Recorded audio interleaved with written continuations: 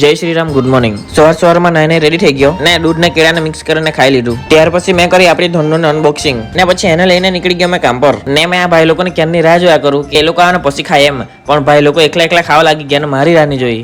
આવા બી દોસ્તાર છે દુનિયામાં. પછી મેં બી એ લોકો હાથે હાથે ખાઈ લીધી કટલેસ. સારું બહારનું ખાવાનું બહુ કંટ્રોલ કરું, પણ થાય જ નહીં તો શું કરું. હમણાં મેં કઈ આવો દેખાતો છે ને મોઢું ધોઈને હમણાં કઈ આવો દેખાતો છે.